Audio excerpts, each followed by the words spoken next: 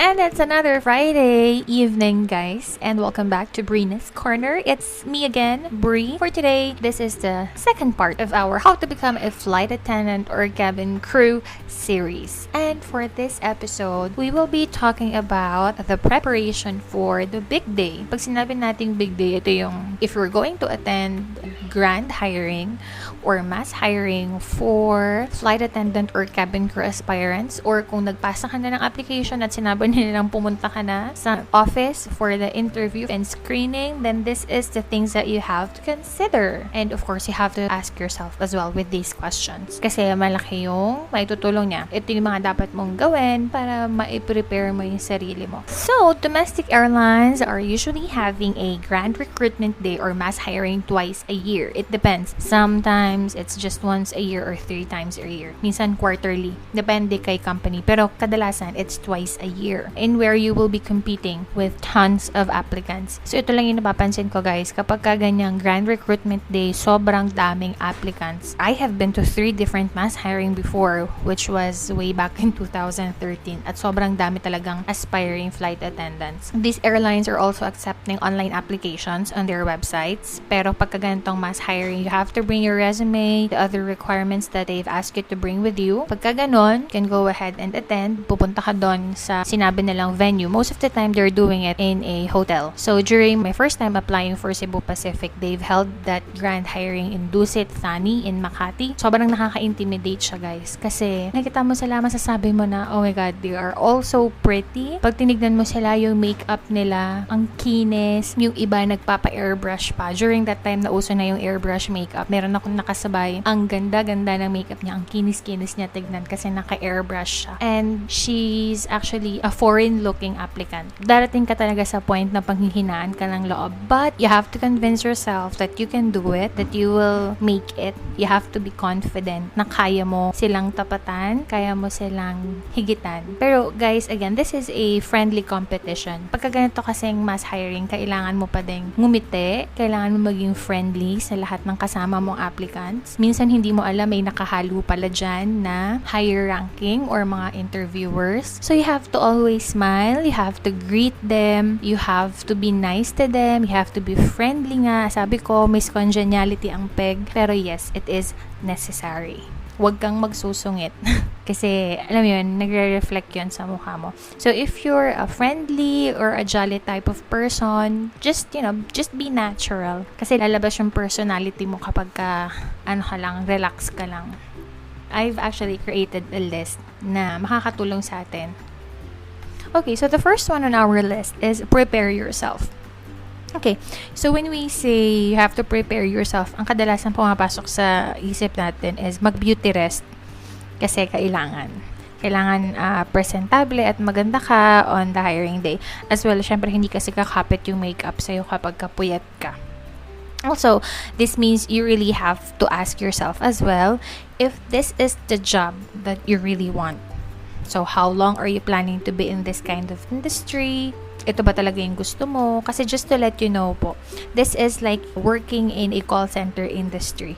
You have to be amenable with a shifting schedule or schedule. This includes no holidays, no Christmas for those who are celebrating Christmas, no New Year's Eve, at kahit ano pang holiday na maisip nyo. Unless, sabi nga ni friend na nasa gantong industry pa, swerte ka kung matapat sa off mo yung mga holidays na yon. Especially if it's New Year or, if it's a special holiday na you have to spend it with your family. Pero most of the time, madalang yung nakakapag ganon. Kasi syempre, rotation yung schedule. So, paiba-iba. Or, kung nag-file ka ng vacation leave, but of course, it's still subject for approval dun sa mga holidays na yon, hindi lahat na-approve. Kasi nga, alam natin, holidays are actually the peak season for most people na nagta-travel. Mas gusto nila nagta-travel ng holidays kasi nga, yun lang yung time na kompleto sila with their family.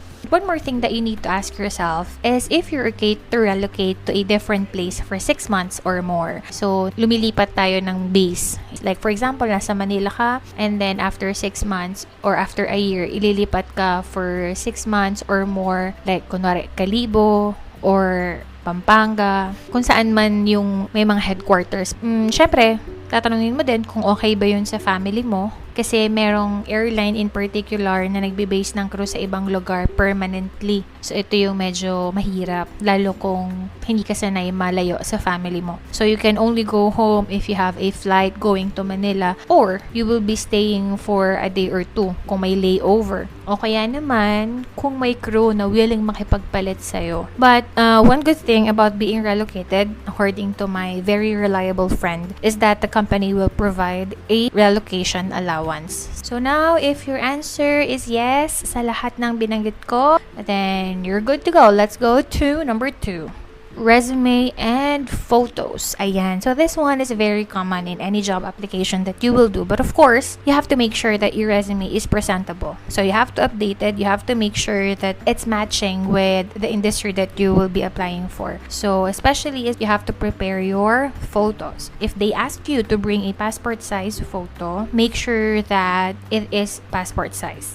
Kung 2x2 yung hiningi, then 2x2. So, most of the airlines are asking for a whole body shot in a corporate attire. And sabi nga ng friend ko, which is ganito rin naman yung ginawa namin before, you have to make sure that your pictures are taken by professionals. Maging keen kayo sa details. I-check nyo pag sinabing kung white background ba yung photos or blue background or gray background kasi they are very specific with that. Doon nila tinitignan kung marunong kang sumunod sa instructions. If you have that prepared already, then we can go to number 3. So, clothes to wear and your cabin crew look. So, ano ba ang dapat nating suotin during the hiring process? So, dapat naka-coat and sleeveless top dapat. Tapos yung skirt for girls is an inch above the knee skirt. So, sleeveless kasi they will ask you to remove your coat and then they will ask you to extend your arm para i-check kung may mga visible marks, scars. So, you have to make sure na makinis-kinis ang inyong mga braso at ang inyong mga legs. For the male applicants, business attire. Long sleeves, necktie, pants. If you have a coat, much better naka-coat. So, ito, personal tip ko lang siya. Try to wear a different color instead of using the common black or gray coat and skirt or the common corporate attire. So, you can wear nudes, browns, or mix and match. Kasi, it's common during grand recruitment day na lahat ng applicants nakasuot ng typical corporate attire. Lahat naka-black, naka-dark blue. Ganyan. So, one thing that you can do para mag-stand out ka sa crowd, magsuot ka ng ibang kulay ng coat and skirt. Unless the company stated na black or gray lang ang allowed nilang kulay. Pero kung wala, you might want to try that kasi it actually worked for me during the mass hiring. I was actually wearing, hindi ko alam kung purple ba yun, pero parang fuchsia coat. Tapos, hindi siya yung typical corporate attire. Pero, it actually looked nice. Like, ano pa din siya, presentable. Thanks to my dad. Yung dad ko talaga yung nag-suggest na ganun yung gawin ko and actually worked, guys. Try nyo siya kasi, of course, pagka ganung mass hiring, ang daming applicants. So, for you to stand out sa crowd is to be different from the others. The makeup, ito, yung makeup, dapat nagta-trial makeup ka na a day or two or a week before bago yung application para alam mo nang kung ano yung magiging itsura mo. So, for the makeup, kailangan naka-full makeup tayo. May eyeshadow, nude or smoky eyeshadow, and then red lipstick. So, yes, lahat ng airlines, they prefer red lipstick. So, if you can do a cabin crew makeup na, yung talaga mga nagpa-flight na, then much better. Your hair must be in a bun. Kailangan malinis kang tignan. Neat looking. Pero may mga nakakasabay ako iba na nakalugay yung hair nila during the application. Pero I suggest, siguro mas okay kung nakatali yung hair mo. Kasi doon nila nakikita yung pinaka-overall look mo kung magiging cabin crew ka na. Avoid wearing dangling or hoop earrings. As much as possible, you have to wear pearl earrings, yung stud. And then, do not wear stockings. Guys, walang silbi yung stockings pagka ganitong mass hiring or kahit na pupunta ka lang sa office para sa application, huwag ka magsusot ng stockings kasi i-check nila kung makinis, kung may mga peklat or mga scars, ganun. Kaya wala din. Ipatatanggal din naman nila yung stockings. So, wag na tayo magsuot. And then for the shoes, closed shoes dapat 2 to 3 inches heels for the girls. For the guys naman, okay lang yun. Common corporate attire. So, kapag kailangan, ma-ready nyo na yan, alam nyo na kung ano yung magiging makeup nyo, style ng buhok nyo, ng damit nyo. So, mas magandang wardrobe check. You have to make sure na meron kang sinulid at karayom sa bag, extra buttons, and safety pins. Kasi you will never know kung kailan ka makaka-experience ng wardrobe malfunction. And as well, bring extra pads for girls, spare corporate attire kasi hindi mo alam kung anong pwedeng mangyari. So, you have to be ready. Of course, you have to bring your own makeup kit as well kasi kailangan mo mag-retouch pagdating doon. Minsan sa sobrang dami ng applicants, ang tagalang haba ng pila, hulas na yung makeup mo. So, that's our number 3. Number 4.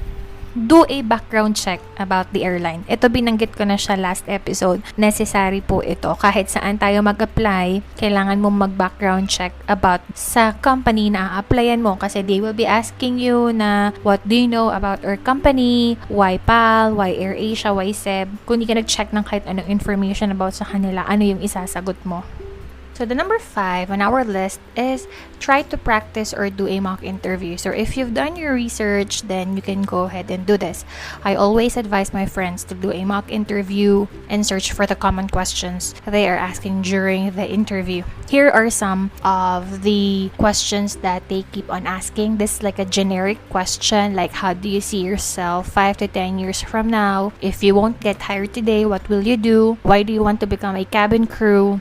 So I think those are the basic, but of course you have to prepare for more. So you have to do your research. And there you have it, guys. We have our 5 tips or the things that you need to prepare bago yung application itself. So the first one, prepare yourself. And then we have resume and photos, and then clothes to wear in your cabin crew look, and then do a background check about the airline company. And then the last one is try to practice or do a mock interview. So, there you have it, guys. I hope that these tips will help you para mapaghandaang mabuti kung nagpaplano na kayo mag-apply anytime soon, lalo pag na-lift na yung ECQ. And if you want to share a tip or if you have questions, suggestions, please don't hesitate to leave a comment on the comment section on YouTube or on IG, DM me or post a comment and as well on my blog post. So if you think this podcast episode is helpful and informative, please do not forget to like, share, and subscribe. Follow my channel, and you can also check and follow my blog, breenascorner.wordpress.com. Thank you so much, guys, and see you again on our next episode.